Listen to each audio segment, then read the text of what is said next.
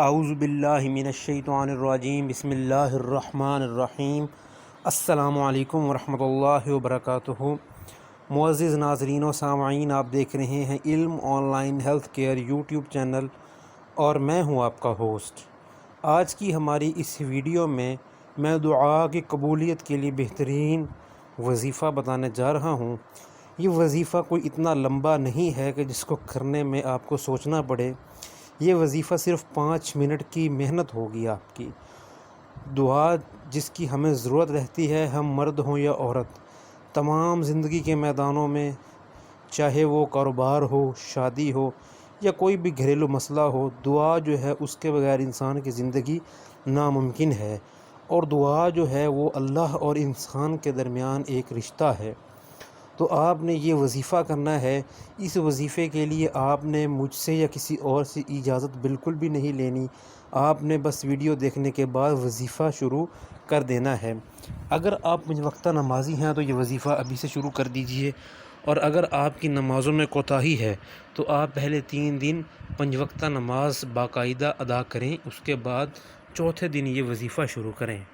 اور وظیفہ کچھ اس طرح سے ہے کہ آپ نے جو بھی دعا مانگنی ہے اس سے پہلے آپ نے 2 رکعت نماز نفل ادا کرنے ہیں، اور وہ بھی اس طرح کہ پہلی رکعت میں سورہ فاتحہ کے بعد 41 مرتبہ سورہ اخلاص پڑھنی ہے آپ نے، اور دوسری رکعت میں سورہ فاتحہ کے بعد 41 مرتبہ سورہ ناس پڑھنی ہے آپ نے۔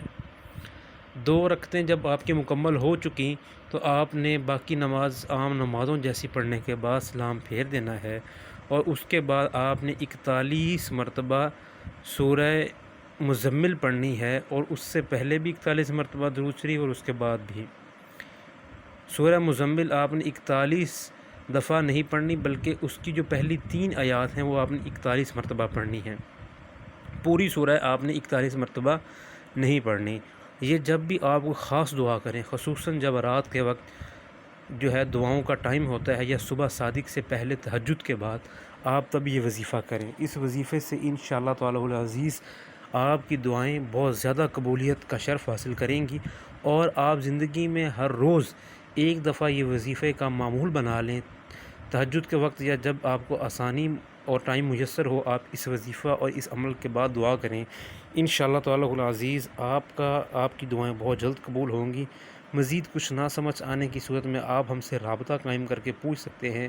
ہمارے یہ پیغام دوسرے مسلمان بہن بھائیوں تک پہنچائیں۔ السلام علیکم ورحمۃ اللہ وبرکاتہ۔